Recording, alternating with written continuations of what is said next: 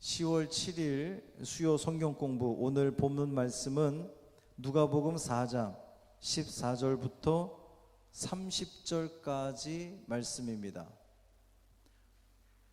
누가복음 4장 14절부터 30절까지 말씀.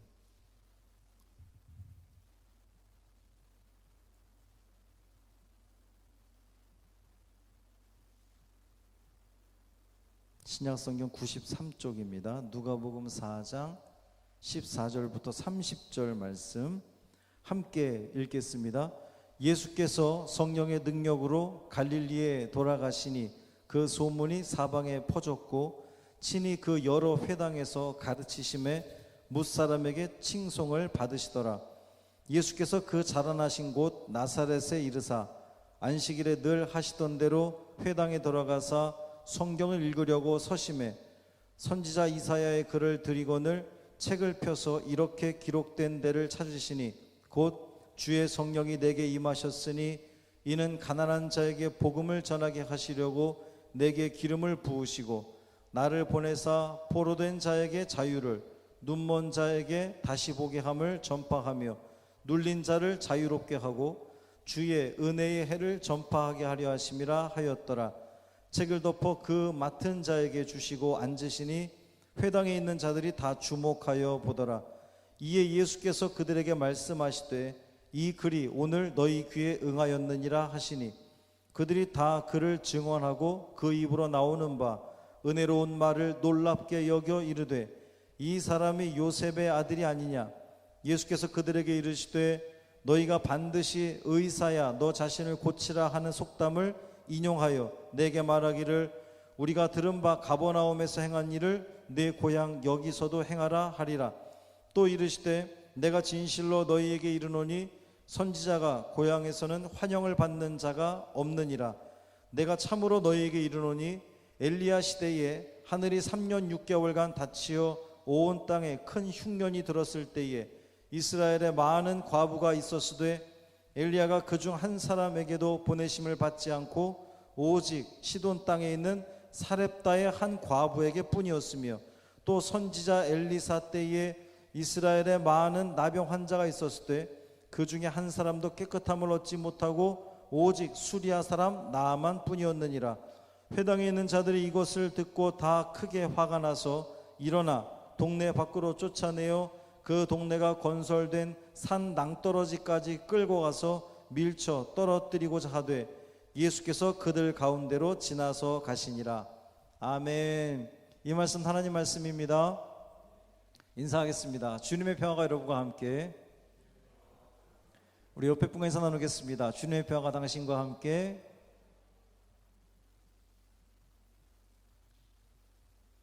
할렐루야. 유인물 다 갖고 오셨나요? 혹시 없으신 분은 손을 들어주시면 전사님이 갖다 주실 텐데. 다 받으셨어요? 오늘 오시면서 그 펜을 챙겨 갖고 오셨습니까? 네. 교회에 비치된 펜을 쓰신 분들은 반드시 돌아가실 때 주머니에 말고 반납을 돌아가시고 다음 주에 오실 때는 개인 펜. 요즘에는 사실 이게 이런 그 뭐 일회용이라든 저기 공용을 쓰지 못하게끔 돼 있거든요.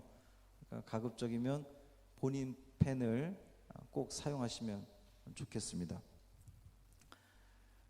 수요 성경 공부가 이 성전에서 무척 오랜만에 다시금 열게 됐습니다. 누가복음 15번째 시간이에요. 제 15강. 일단 말씀을 한번 좀 쭉 읽어가면서 이 말씀에 우리가 그 좀 의문이 들 만한 또 알아야 될 그런 말씀들을 세밀하게 좀 한번 살펴보고 그 다음에 질문들을 한번 풀어보도록 하겠습니다. 예수께서 성령의 능력으로 갈릴리에 돌아가시니 그랬어요. 자, 지금 어디에 있다가 갈릴리로 돌아가시는 거예요? 지난 시간에 말씀이 어디였습니까? 예수님이 뭐 하는 장면이었죠? 시험 받는 장면이었습니다. 어디에서 시험을 받으셨죠? 광야에서 예수님이 사탄에게 시험을 받으셨어요. 그러니까 광야에 나와서 시험을 받으시고 이제 원래 당신 집이 어디입니까? 갈릴리 나사렛, 당신 집으로 이제 돌아가는 거예요. 근데 이제 돌아가는데 돌아갈 때도 여러분, 이 누가복음을 우리가 성경 공부하면서 누가복음의 가장 큰 특징 중에 하나가 바로 성령을 강조하는 거다 그랬습니다. 우리가 사도행전 그러면 성령행전이다 이렇게 불리듯이 사도행전과 누가복음은 형제예요. 전편과 후편이라고 제가 여러 차례 말씀을 드렸죠.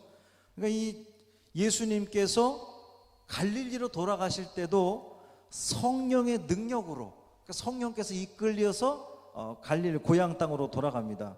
자, 그런데 여러분, 예수님께서 이제 시험 받으시기 전에 3장에서 예수님의 족보를 언급을 하기 직전 그 바로 앞에 구절에서 예수님이 30살이 되면서 본격적으로 사역을 시작하는 거예요. 그 전까지는 아버지 일을 도우시고 이제 일을 하다가 목수의 일을 하다가 30살이 되면서 이제 본격적으로 당신의 이 메시아 사역을 시작을 하는데, 메시아가 돼가지고 기왕이면 좀 멋지게 좀 일을 하려면 도시로 가서 하는 게 더 좋은 거 아니겠어요? 사람들 많은 곳. 그러니까 우리나라를 기준으로 해 볼 때에 서울 가서 내가 메시아야, 물론 예수님께서 예루살렘 입성하신 것은 우리가 다 아는 바와 같이 예수님 이제 돌아가시기 마지막 일주일 남겨두고 서울에 들어가신 건데, 좀 기왕이면 좀 더 많은 사람들로부터 와 메시아가 오셨다 뭐 이렇게 좀 칭송 받으려면 서울 가서 해야 되잖아요. 그런데 지금 예수님은 세례 받으시고 어디로 가셨다 그랬어요? 갈릴리로 가셨다는 거예요. 갈릴리는 저 이스라엘 이 지도를 보면 저 북쪽에 아주 그냥 그 촌동네, 갈릴리 중에서도 예수님의 그 고향은 나사렛. 그럼 얼마나 거기가 촌동네고 낙후된 곳이었는지 사람들이 뭐라고 그래요? 나사렛에서 무슨 선한 것이 나겠느냐 이렇게 이야기할 정도로 갈릴리, 변두리, 갈릴리에서도 나사렛, 아이고 뭐 요즘 우리 식으로 하면 깡촌 이런 느낌입니다. 근데 예수님께서 시험을 받으시고 당신의 본격적인 이 사역을 시작하는 그 곳이 예루살렘이 아니라, 수도 예루살렘이 아니라 갈릴리로 가셨다는 것은 앞으로 예수님의 이 사역이 누구를 위한 사역인지를 명확하게 보여주는 거예요. 사실 오늘 말씀이 전체적으로 다 그러한 것으로 구성이 되어 있습니다. 예수님은 갈릴리로 가셨어요.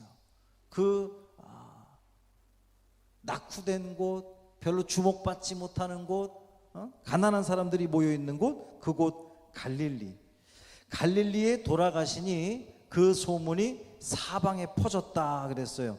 친히 그 여러 회당에서 가르치심에 그랬습니다. 회당은, 성전과 회당은 같아요, 달라요? 달라요. 예. 성전은 어디에 있어요? 성전은 예루살렘에 있어요.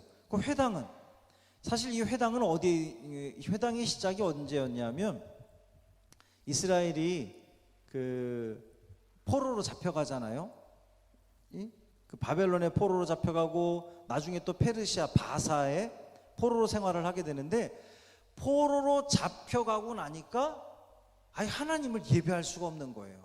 모여서 좀 포로로 잡혀간 사람들끼리지만 모여서 하나님을 좀 기억하고 싶고 예배하고 싶은데 그만한 장소가 없는 거예요. 그때에 만들어진 곳이 회당이라고 하는 거예요. 그래서 이스라엘 사람들이 포로기에 이 회당에 모여서 거기서 예배도 하고 또 말씀도 같이 공부하는 그러한 장소가 회당이었습니다. 근데 그 이후로 쭉 회당이 존속이 되면서 회당이 한번 생기고 나니까 너무 좋은 거죠. 왜냐하면 이전까지는 이제 예배를 드리러 가려면 예루살렘까지 와야 돼. 성전이 거기밖에 없으니까 와야 되는데 각 지역마다 회당을 지어가지고 거기서 예배도 드리고 성경도 공부하고 이제 그러한 유대인의 이런 그 교제도 나누는 그러한 장소가 바로 이 회당이었습니다. 예수님이 갈릴리에 가셔서 그 여러 회당에서 가르치심에 뭇 사람에게 칭송을 받으시더라 그랬어요. 이게 그 뭇 사람, 여기서 뭇이라고 하는 단어가 우리 한글 사전으로 보면 그냥 그 많다라고 할 때의 뭇이라고 하는 단어를 쓰죠. 근데 사실은 이 헬라어 원어를 보면 이 뭇이라고 하는 단어는 올이에요. 올, 모든. 그러니까 회당에서 예수님의 가르침을 받은 모든 사람에게 칭송을 받았다. 그러니까 예수님의 가르침을 회당에서 받은 사람은 예수님을 칭송하지 않을 수 없었다라고 하는 거예요. 또 하나 재미있는 것은 이 칭송이라고 하는 단어가요, 그냥 우리는 칭찬 이렇게 생각이 될 텐데 이 칭송이라는 그 원어는 하나님을 찬양하고 높일 때 쓰는 표현입니다. 그러니까 이 회당에서 예수님의 가르침을 받은 사람들이 얼마나 은혜를 받았으면 하나님께 찬양하는 것처럼 예수님을 찬양했다, 칭송했다, 이런 거예요. 16절부터 여기서부터 이제 나사렛에서 배척받는 그러한 그 이야기가 나옵니다. 예수께서 그 자라나신 곳 나사렛에 이르사 안식일에 늘 하시던 대로 회당에 들어가서 성경을 읽으려고 서심해 그랬어요. 자, 안식일에 늘 하시던 대로. 그러니까 예수님은 늘 하시던 게 안식일에 늘 하던 아주 습관적으로 그것이 아니냐 익숙해져 있다는 거예요. 성전에 들어가서 성경을 읽고 가르침을 왜 서신 거예요?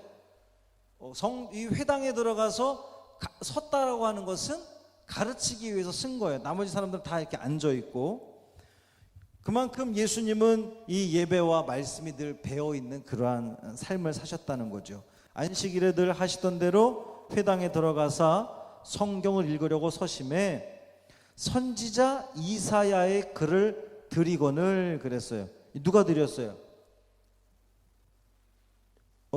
이사야의 글을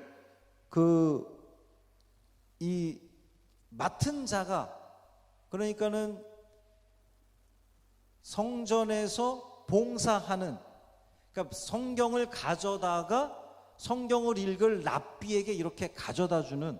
그러니까 요즘에 우리는 성경을 제가 이렇게 들고 강단에 올라오잖아요. 근데 그 옛날 그 회당에서는 그게 또 성경이 우리 같은 이렇게 작은 성경이 아니잖아요. 두루마리로 되어 있는 거잖아요. 그러니까 그 수많은 두루마리 중에서 하나를 꺼내서 가지고 온 거예요. 그리고 예수님이 이제 그거를 받아든 겁니다.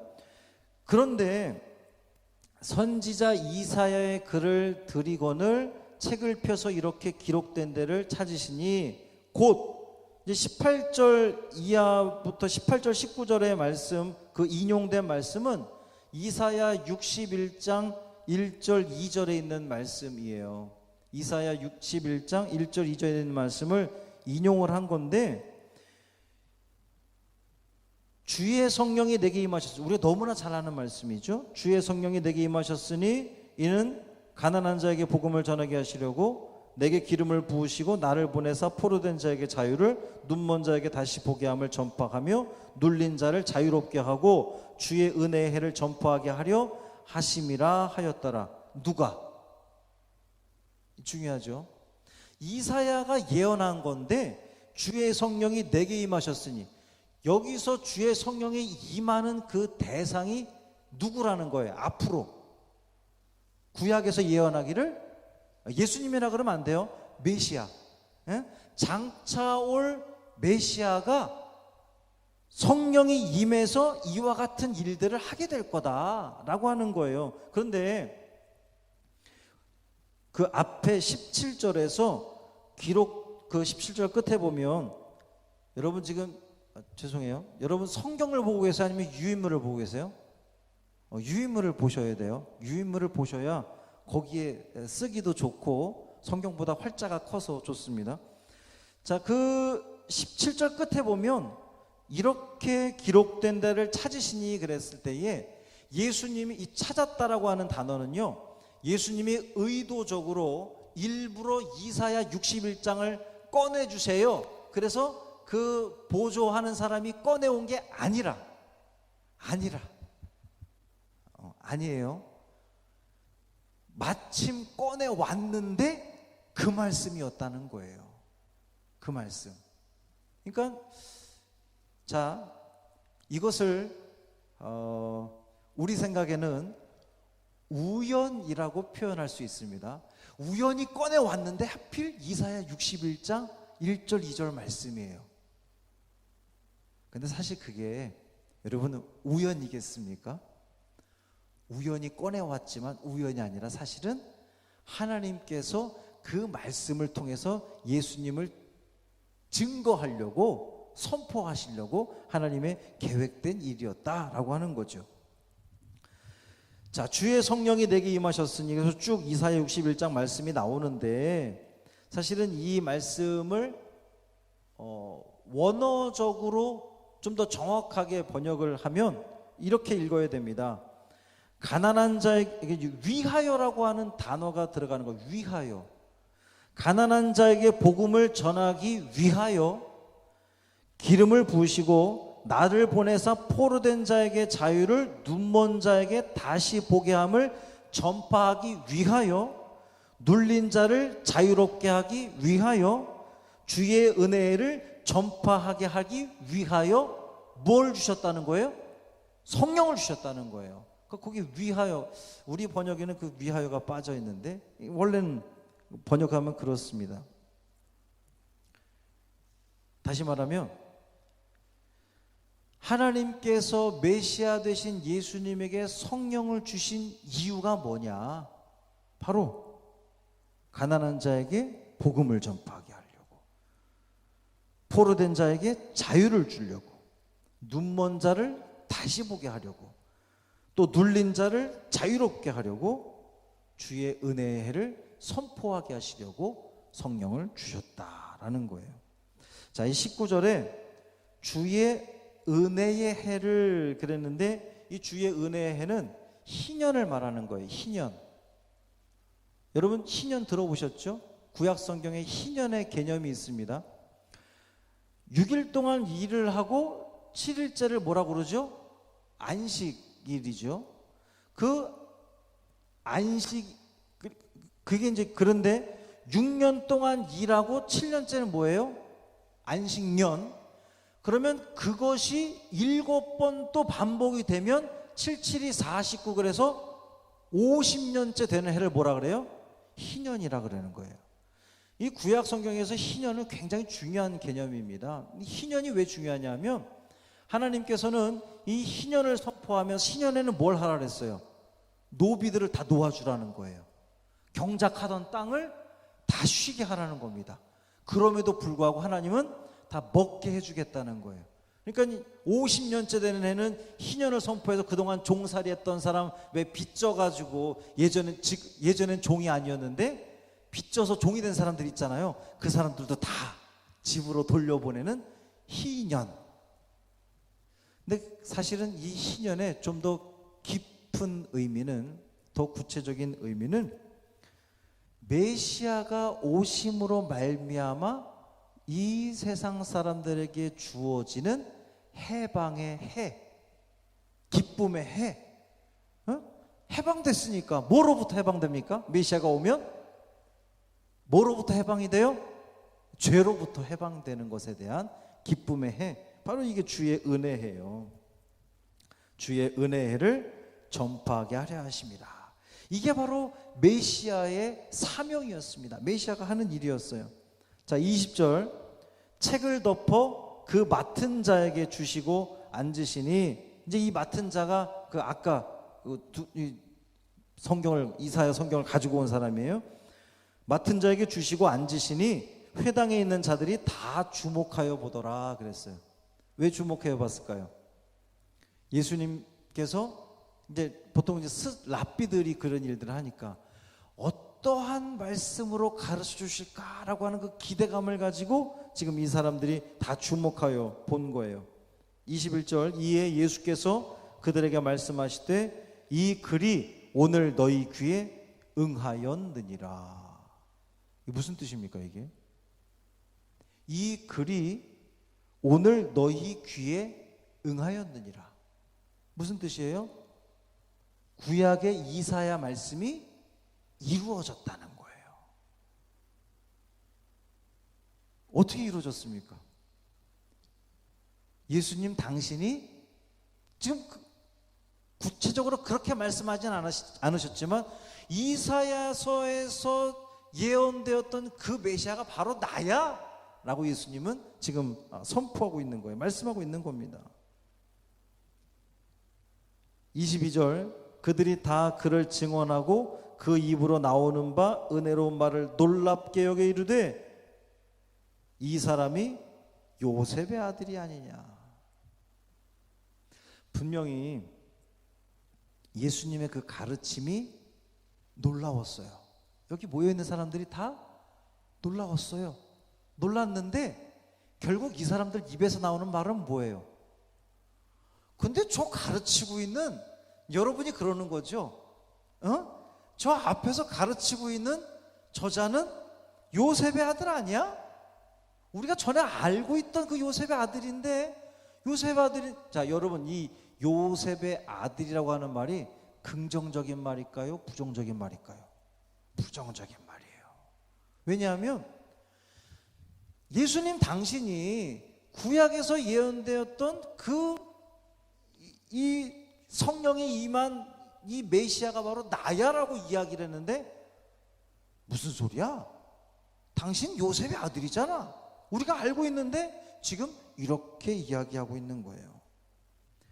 23절, 예수께서 그들에게 이르시되, 예수님이 그 반응을 보시고 그 사람들에게 말합니다. 의사야 너 자신을 고치라는 속담을 인용하여, 여기다가 좀 성경에 따옴표라도 좀 쳐주면 우리가 읽기가 쉬울 텐데, 그렇죠? 여러분이 쓰세요. 거기다 따옴표를 치세요. 의사야 너 자신을 고치라, 여기를 따옴표를 치면 됩니다. 속담이 그런 속담이 있는 거예요. 의사야 너 자신을 고치라. 이게 무슨 말이냐면 의사로서 인정받으려면 너부터, 네 병부터 고쳐야 인정받을 거 아니냐, 이런 속담이 이제 이때 당시에 있었던 거예요. 그러니까 이게 그 속담입니다.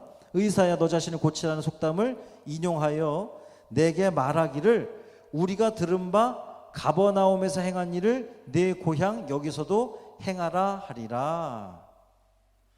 그러니까 다른 곳에서 이적을 베푼 것을 이 고향 땅에서도 이적을 보여줘봐. 그러면 우리가 인정할게. 요셉의 아들이 아닌 그리스도로 인정할게. 여러분, 이게 뭐 생각이 나요? 유대인들이 자꾸 예수님께 뭘 요구했어요? 표적을 요구했잖아요. 기적을 요구했어요. 이적을 요구했단 말이에요. 지금 그렇게 될 거다라고 예수님이 미리 지금 예언하고 있는 그러한 모습입니다. 24절, 또 이르시되 내가 진실로 너에게 이르노니, 여기도 또 따옴표를 쳐야 되는 거예요. 선지자가 고향에서는 환영을 받는 자가 없느니라. 여기 이제 거기가 따옴표를 쳐주면 좋아요. 이것도 일종의 이제 격언입니다. 격언. 선지자가 고향에서는 환영받는 일이 없다. 이것은 성경에 나온 이야기가 아니라 그 당시에 격언, 그걸 인용하셔서 말씀하신 거예요.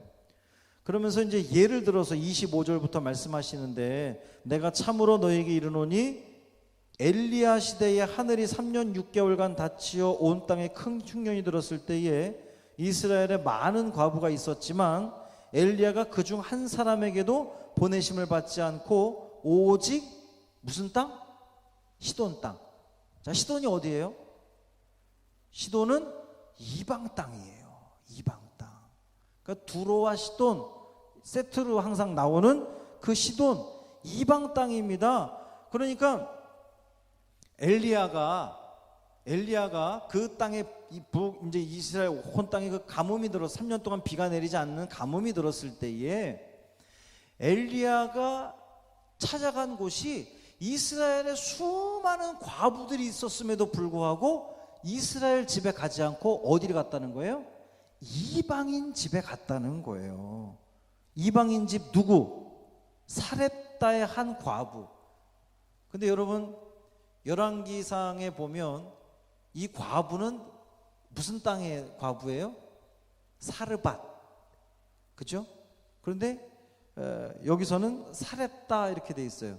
이게 서로 다른 지명이 아니라 여기서 그 오기 틀리게 기록을 한 게 아니라 사르밧은 히브리어고 이 사렙다는 그 아람어예요. 그래서 이제 발음상의 차이인 거지 같은 단어입니다. 틀린 단어가 아니에요. 사렙다의 한 과부에게 뿐이었으며 이제 또 이제 엘리사의 이야기를 들죠. 선지자 엘리사 때에 이스라엘에 많은 나병 환자가 있었을 때 그 중에 한 사람도 깨끗함을 얻지 못하고 오직 수리아 사람 누구? 나아만. 그런데 여러분 나아만 장군이 어느 나라 군대의 장관이었어요? 네, 열왕기하에 보면 아람 나라거든요. 그러니까 이 아람과 수리아가 같은 지명입니다. 서로 다른 게 아니에요. 수리아 사람 나아만 뿐이었느니라. 그러니까 엘리사 때에도 이스라엘에 많은 나병 환자들이 있었지만 왜 엘리사가 특별히 누구에게? 이방 사람에게, 수리아 사람에게 왜 고침 받았느냐? 왜 이런 말씀을 하시는 걸까요? 이제 나중에 이제 그 문제는 풀어보도록 하겠습니다. 회당에 있는 자들이 이것을 듣고 다 크게 화가 나서 일어나 동네 밖으로 예수님을 쫓아냅니다. 그 동네가 건설된 산 낭떠러지까지 끌고 가서 밀쳐 떨어뜨리고자 했어요. 낭떠러지 떨어지면 어떻게 됩니까? 죽게 되죠. 예수님 죽이려고. 그때 예수께서 그들 가운데로 지나서 가시니라 그랬어요. 이제 낭떠러지 끝에서 예수님을 밀어뜨리려고 했는데 예수님이 그 무리들 사이를 그냥 유유히 나오셨다는 거예요. 뭐 구체적으로 어떠한 방식으로 뭐 이렇게 짠 하고 이렇게 점프를 하셔서 나오셨는지 그런 이야기는 없습니다만 아마도 이제 주석가들은 예수님의 그 위엄이 워낙 딱 그 위엄 딱 밀어 떨어뜨리려고 해도 예수님께서 딱 당당하게 위엄 있게 당신의 그 길을 그들 가운데 지나서 가시니라. 그 길을 가시니까 더 이상 이 사람들이 어떻게 못하고 이렇게 흩어졌다. 이렇게 읽으면 되겠습니다. 자, 그 말씀의 내용을 한번 좀 구체적으로 보겠습니다. 1번이 복습인데요. 복습 지난 시간 예수님이 받으신 시험에 대해서 공부했었습니다. 그날 이후 여러분에게 찾아온 시험은 무엇이었습니까? 또 그 시험을 어떻게 이기셨나요? 그랬어요. 한번 적어보시겠습니다. 지난 시간에 그 주제가 예수님이 시험 받으신 거였는데 그 말씀 이후로 우리가 2주가 지났어요. 지난주에는 모이지 않았으니까. 지난 시간 동안 혹시 여러분에게 찾아온 시험이 있었습니까? 있었다면 여러분 어떻게 그 시험을 이겼는지 한번 좀 적어보십시오.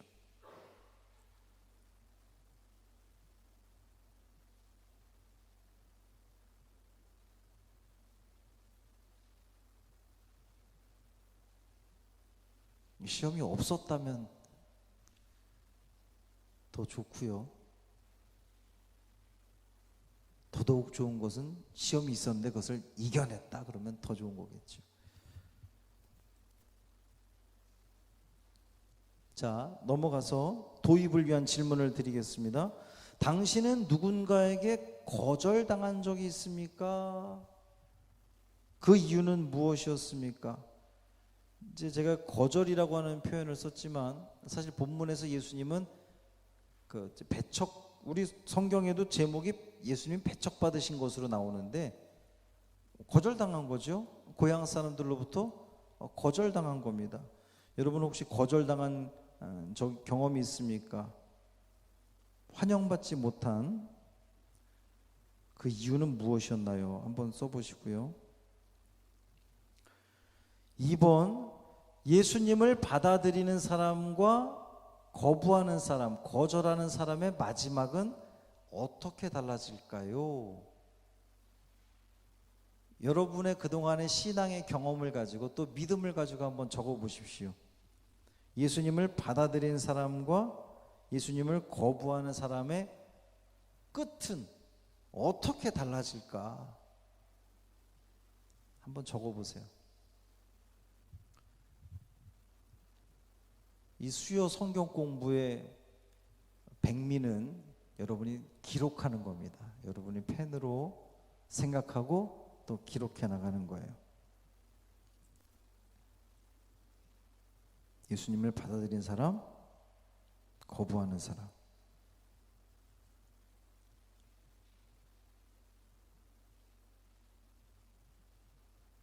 예수님을 받아들인 사람에게는 뭐가 있어요? 여러분, 어떤 유익이 있습니까?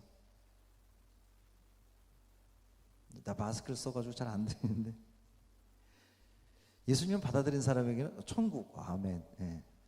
그럼 자꾸 반대 개념. 예수님 받아들이지 않은 사람은 지옥 가겠죠. 그것을 또 다른 표현으로 하면 예수님 받아들인 사람은 구원을 얻게 될 거이고, 예수님을 받아들이지 않은 사람은 심판에 이르게 되겠죠. 또 예수님을 받아들인 사람은 평안합니다. 예수님을 받아들인 사람은 평안해요. 왜 평안하냐 하면 자유하기 때문에 평안한 겁니다. 죄로부터 자유함 얻었기 때문에 평안한 거예요. 자, 그럼 예수님 받아들이지 않은 사람은 평안의 반대말이 뭐예요? 불안하죠. 왜 불안합니까? 죄가 여전히 그들을 구속하고 있기 때문에 불안한 거죠. 이렇게 예수님 받아들인 사람과 거부하는 사람이 나뉘어집니다. 자, 본문 읽기 들어갑니다. 본문의 제목을 쓰세요. 본문의 제목은, 오늘 본문의 제목을 쓰지는 마세요. 너무 재미없잖아요. 배척 이렇게 쓰면 재미없으니까 나중에, 자, 제목은 나중에 미뤄두고 오늘 말씀 쭉 끝내고 난 다음에 제목을 달아봅시다. 자, 2번, 예수님은 이제 대답을 여러분이 빨리빨리 해주세요. 예수님은 갈릴리로 돌아가실 때도 무엇으로 충만하셨습니까? 성령. 예, 좋아요. 성령. 사람들은 예수님의 가르침에 대해 어떻게 반응합니까? 15절에 칭송을 받았다 그랬어요. 칭송. 그리고 아까 제가 설명을 드렸죠. 이 칭송은 누구에게 해당되는 거? 원래는 하나님을 찬양할 때 쓰는 그런 표현이다 그랬죠.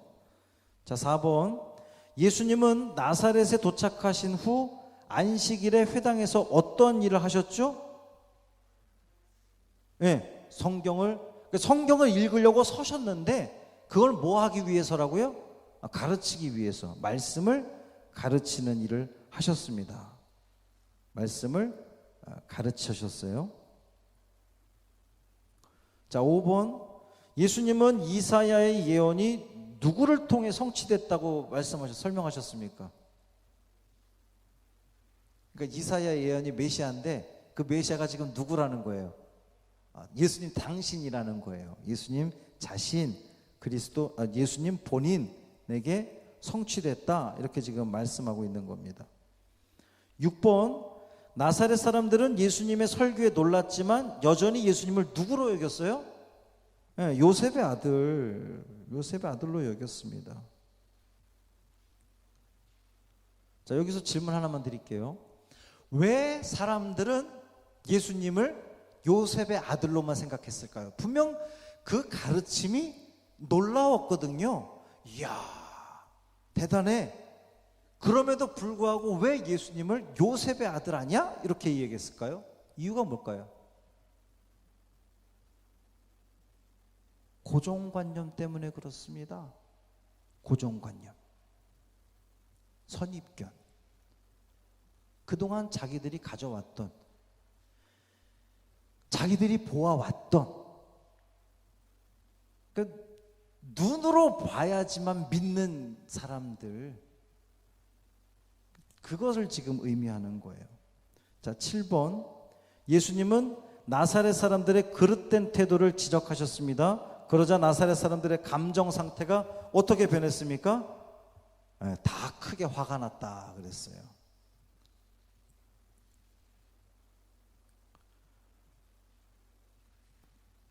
8번.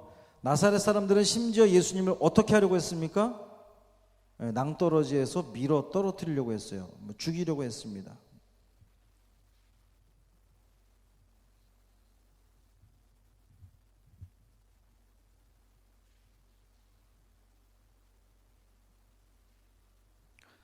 자, 더 깊은 묵상을 위하여 보겠습니다. 1번. 예수님의 일생은 성령 충만한 삶이었습니다. 예수님께서 언제 성령 충만하셨는지 정리해 보세요 그랬어요.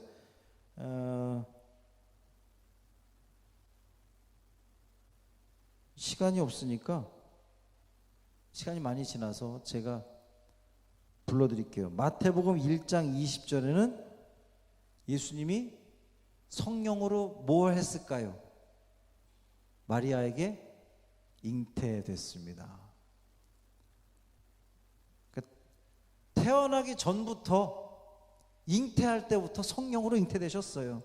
누가복음 3장 22절은 예수님이 세례 받으실 때 성령이 임했습니다. 예수님은 세례 받을 때 성령이 임했습니다.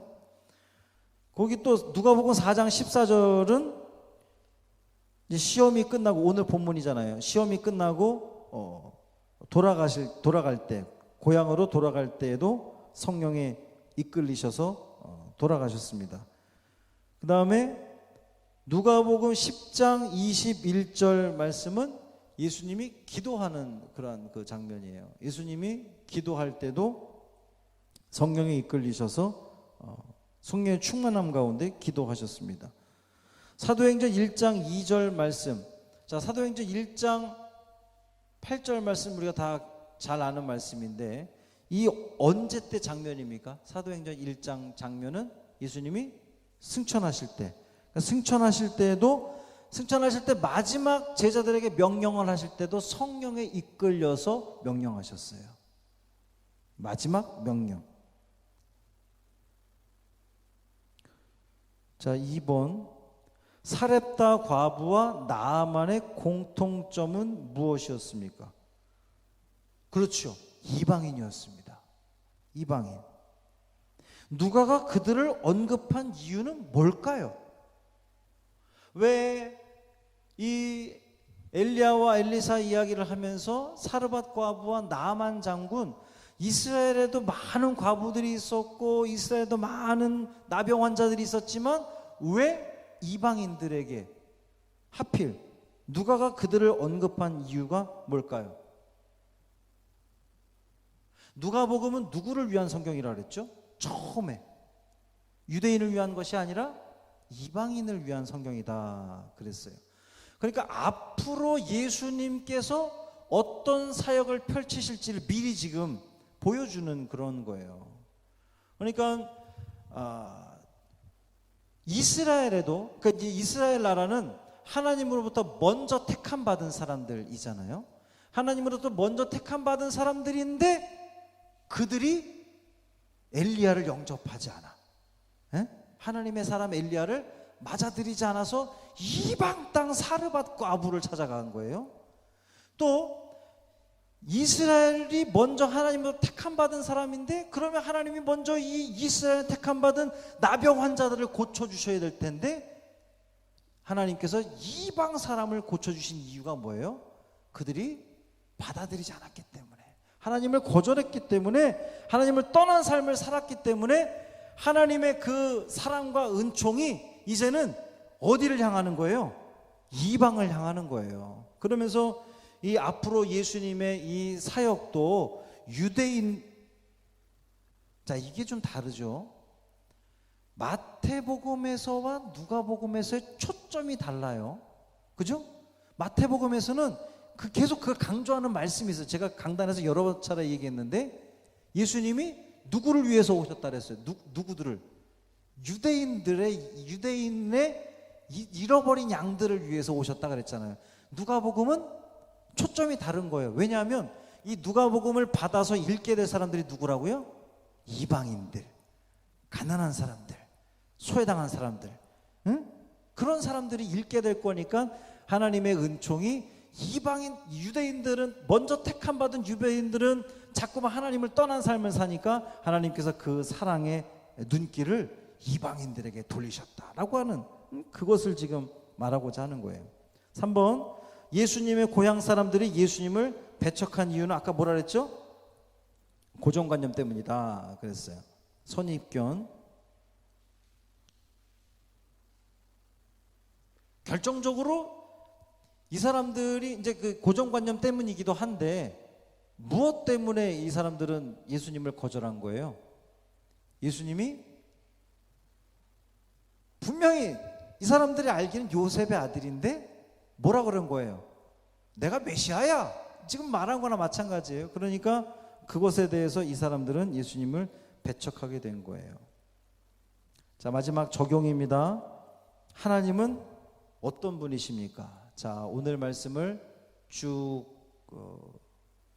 기억을 더듬으면서 오늘 본문에서 하나님은 어떤 분이신지를 여러분이 한번 좀 써보시기를 바랍니다. 하나님은 어떤 분이십니까?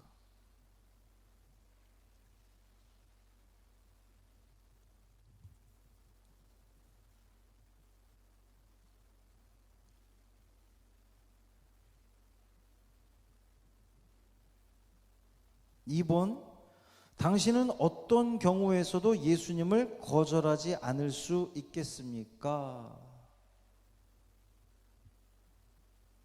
그럴 수 있겠습니까? 아멘이란 대답이 너무나 감사합니다.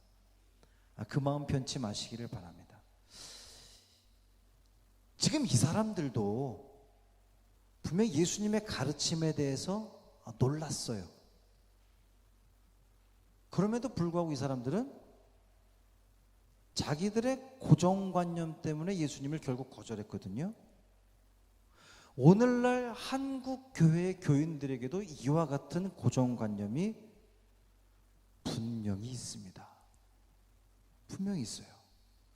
우리 이 복음이 처음 들어올 때부터 워낙 한국 사회가 어렵고 못 살던 시절에 복음이 들어오다 보니 예수 믿으면은 부자 돼, 예수 믿으면 잘 먹고 잘 살게 돼, 예수 믿으면 가난해서 벗어나게 돼, 이러한 얘기들을 너무나 많이 듣고 살아서 예수님은 우리에게 빵 주시는 분, 떡 주시는 분으로만 생각을 해서, 그렇지 않음에도 떡을 주지 않음에도 불구하고 내 삶이 예수 믿었지만 여전히 어려운데, 어려움 중에도 기쁨 가지고 살아갈 수 있는 거, 그게 은혜잖아요. 그 은혜를 가진 여러분들은 너무나 귀한데, 많은 사람들은 그것 때문에 시험 드는 사람들이 있어요. 아니, 내가 예수 믿으면 돈 많이 번다고, 잘 먹고 잘 산다고, 복 받는다 그래가지고선 왔는데, 복은커녕 뭐 직장도 잘 안 되고 사업도 잘 안 되고 왜 뭐 이렇게 야단하는 사람들이 있을 수 있단 말이에요. 많아요. 사실 있을 수 있는 게 아니라. 여러분들은 지금 고백했던 것처럼 어떤 경우에서도 예수님을 향한 그 마음, 그 믿음 잃지 않기를 바랍니다. 그래서 거절하지 않고 예수님을 늘 영접하는 귀한 삶을 살아가기를 주님의 이름으로 축원합니다. 이제 마지막, 오늘 말씀을 통해 여러분 결단하게 되는 것 한번 좀 써보십시오. 자유롭게 오늘 말씀을 통해